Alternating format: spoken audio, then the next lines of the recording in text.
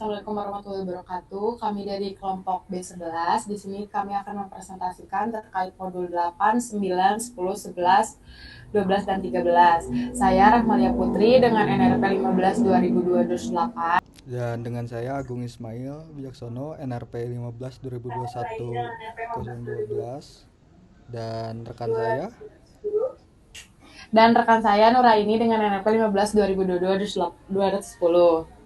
Nah, jadi langsung saja, di masa krisis kesehatan global, tantangan terbesar kita itu bukan hanya virus, melainkan fragmentasi data. Data yang kotor, akses yang terbatas bagi publik, serta sulitnya pertukaran data antar instansi seringkali menghambat pengambilan keputusan.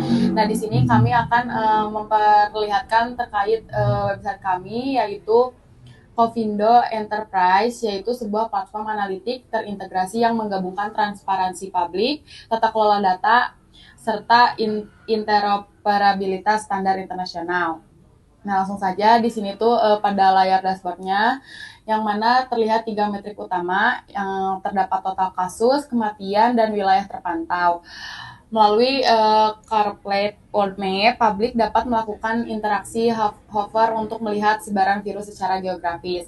Di sini transparansi informasi menjadi prioritas untuk membangun kewaspadaan masyarakat tanpa menimbulkan kepanikan, berkat visualisasi yang mudah dipahami. Baik, beralih ke selanjutnya. Untuk Covindo sistem ini memiliki dua akses. Yang pertama ada public dan admin.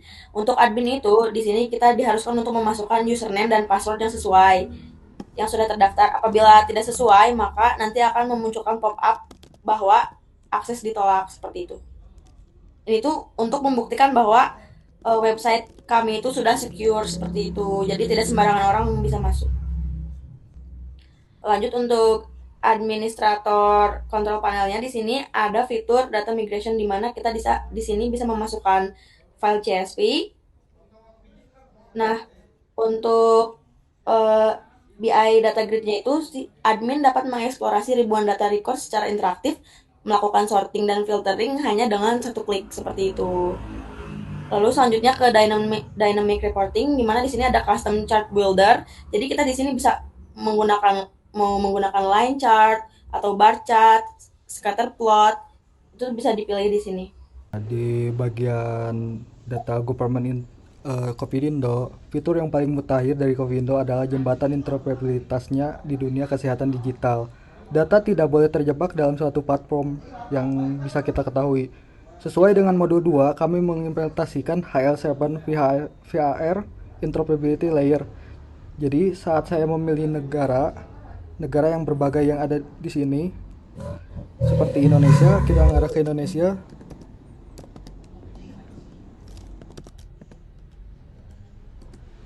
Atau Singapura, ataupun kita memilih Indonesia aja, mengklik, terus kita mengklik generate bundle. Sistem ini akan melakukan transformasi data tabular menjadi format JSON, bundle standar internasional. Format ini siap berbicara dengan sistem rumah sakit, SIMRS di seluruh dunia. Kita tidak lagi mengirim Excel manual ataupun data rawan yang error. Kita akan mengirim dataset ini yang tervalidasi. Bisa mari kita lihat hasilnya untuk di download. Baik, selanjutnya di sini saya akan menjelaskan sistem arsitektur diagram dari Covindo Enterprise. Sistem ini itu memakai layer arsitektur supaya jelas mana bagian tampilan, mana bagian logika pemrosesan, dan mana sumber datanya. Hal ini itu penting karena sistem yang deployable itu harus mudah diaudit, mudah dikembangkan, dan aman. Jadi di sini untuk layer pertama itu ada presentation layer. Di sini kami menggunakan Streamlit sebagai antarmuka dan ada 3 komponen utama.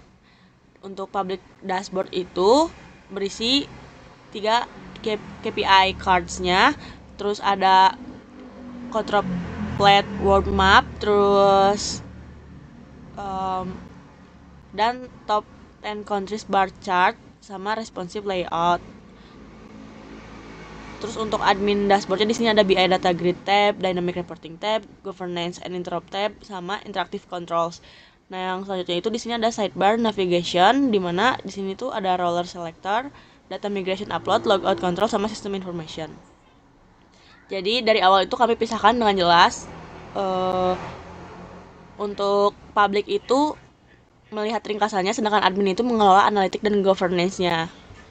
Terus selanjutnya itu untuk layer kedua itu di sini application layer-nya. Nah, di sini itu inti logika sistem yang kami bungkus dalam kelas COVID Health Engine. Di sini ada 4 fungsi utama. Yang pertama itu ada load data untuk ingestion data dan cleaning otomatisnya. Lalu ada get public summary untuk agregasi KPI dan ringkasan metrik yang tampil di dashboard publik. Terus ada run audit, menghitung audit dan menghasilkan integrity score supaya nanti keputusan berbasis data punya indikator kualitas yang jelas. Lalu yang terakhir itu ada generate FIR. Jadi ini tuh untuk mengekspor data menjadi JSON bundle yang siap dipakai untuk kebutuhan ekspor seperti itu. Terus ada juga data processing pipeline, di mana pemrosesan itu yang pertama ingestion, lalu cleaning, transform, dan outputnya. Jadi dengan alur ini tuh setiap perubahan data, misalnya setelah upload CSV langsung masuk proses, dibersihkan lalu siap divisualisasikan atau diekspor seperti itu. Nah, untuk layer ketiga itu di sini ada time series data, membaca 2 tipe data, time series data sama snapshot table data. Lalu di dynamic import itu admin dapat upload CSV seperti itu untuk memperbarui database secara real time, dan sistem itu melakukan validasi otomatis. Sekian dari kelompok kita. Assalamualaikum warahmatullahi wabarakatuh.